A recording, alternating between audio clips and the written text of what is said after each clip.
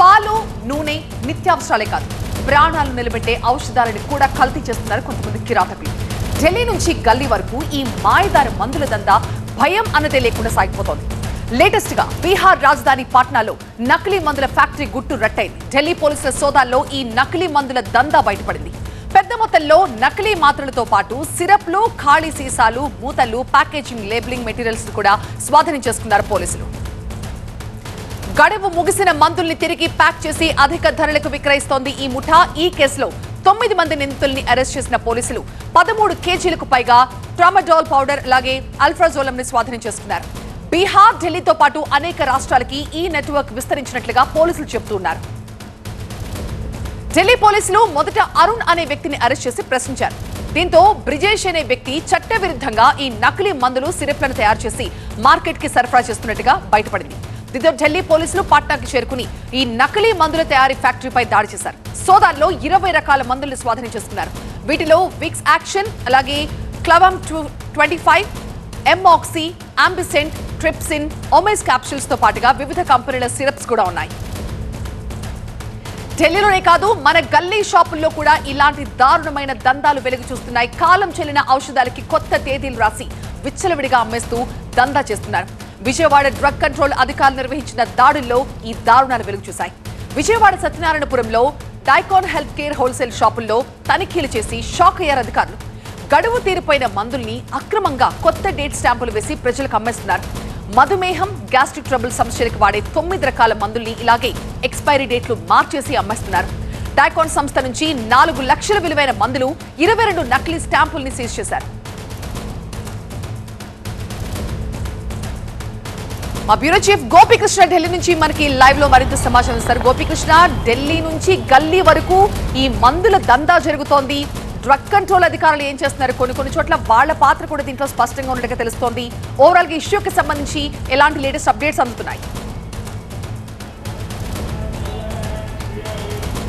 కాదేది కల్తీకి అనర్హం అన్నట్లుగా తయారైంది పరిస్థితి. దేశంలో ఇప్పటివరకు పాలు, నూనె, ఇటు తినే నిత్యావసర వస్తువులే కల్తీకి గురయ్యాయి. కానీ ప్రాణాలను కాపాడే మందులు, ఔషధాలు కూడా కల్తీకి గురవుతున్న పరిస్థితి.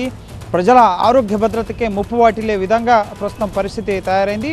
తాజాగా Delhi anti narcotics task force ఇటు ఢిల్లీలో ఉన్న లింక్స్తో పాటు ఇటు బీహార్ పట్నాలో ఉన్న ఇటు ఈ నకిలీ ఔషధాలకు సంబంధించిన ఫ్యాక్టరీని సీజ్ చేయడం జరిగింది. ఇప్పటివరకు 9 మందిని అరెస్ట్ చేశారు.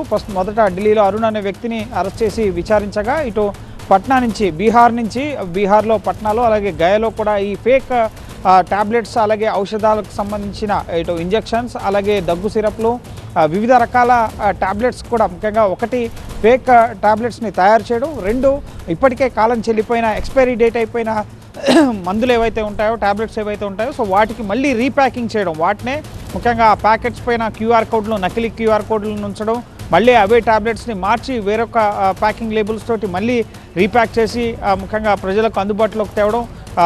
ఇటీవల కాలంలో మెడికల్ షాపుల్లో అసలు ప్రిస్క్రిప్షన్ లేకుండా కూడా చాలామంది మెడిసిన్స్ విక్రయిస్తూ ఉంటారు.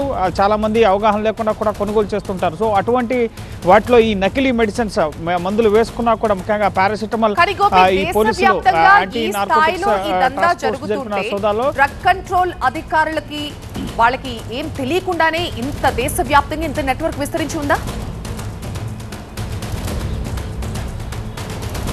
ప్రస్తుతం ఎన్డీపీఎస్ యాక్ట్ కింద ఈ ఫేక్ ఔషధాలకు సంబంధించి ఎవరైతే ఫ్యాక్టరీస్ నడుపుతున్నారో వాళ్ళకు కూడా ఇన్వాల్వ్మెంట్ ఉంది. ముఖ్యంగా అధికారులు కూడా లకిలీ లైసెన్సులు ప్రొవైడ్ చేయడం, అలాగే చాప కింద నీరులా ఇది విస్తరిస్తున్నా కూడా చూడనట్లుగా వ్యవహరిస్తుండడంతోనే ఎంత పెద్ద ఎత్తున దేశ రాజధాని ఢిల్లీ నుంచి రాష్ట్ర రాజధానులు, గల్లీల వరకు కూడా ఈ నెట్వర్క్ విస్తరించిపోయిన పరిస్థితి ఉంది. సో దీని పట్ల కేంద్ర ఆరోగ్య శాఖ, అలాగే ఇటు నార్కోటిక్స్ డ్రగ్స్ విభాగానికి సంబంధించిన అధికారులు కూడా ఇప్పుడు సీరియస్గా దీనిపైన దృష్టి సారించడం జరిగింది. కేంద్ర ప్రభుత్వం కూడా ఇటీవల నిఘాను ముఖ్యంగా విస్తృతం చేయడం జరిగింది. ఇటు ఢిల్లీ పోలీసులు ఇప్పుడు కేవలం ఇది ఢిల్లీ, పట్నా ఈ రాష్ట్రాలకే కాదు, దేశవ్యాప్తంగా అన్ని రాష్ట్రాల్లో కూడా, ముఖ్యంగా రాష్ట్ర ప్రభుత్వాలు కూడా దీనిపైన దృష్టి సారించాల్సిన అవసరం ఎంతైనా ఉంది. ఎందుకంటే ఈ విధంగా ఫేక్ టాబ్లెట్స్, మెడిసిన్స్, ఇటు దగ్గు సిరప్ల వల్ల, ముఖ్యంగా వాటిని వినియోగించడం వల్ల ప్రాణాలు పోయే పరిస్థితి కూడా ఉంటుంది. ప్రాణాలు కాపాడుకోవడానికి మందులు వేసుకుంటే అవే మందులు నకిలీ మందులు అయిపోయి వాటి వల్ల ప్రాణాలు కోల్పోయే పరిస్థితి ఉంటుంది కాబట్టి సో ఖచ్చితంగా కేంద్ర రాష్ట్ర ప్రభుత్వాలు దీనిపైన సీరియస్గా దృష్టి సారించాల్సిన అవసరం అయితే ఉంది. అందులో భాగంగానే ప్రస్తుతం ఢిల్లీ పోలీసులు అరెస్ట్ చేసిన వాళ్ళని ఎన్డీపీఎస్ యాక్ట్ కింద కేసు నమోదు చేసి ఎంక్వైరీ అనేది కొనసాగిస్తున్న పరిస్థితి ఉంది. సో దేశవ్యాప్తంగా కూడా దీనిపైన కేంద్ర ఆరోగ్య శాఖ రాష్ట్ర ప్రభుత్వాలను కూడా అప్రమత్తం చేసే అవకాశం ఉంది.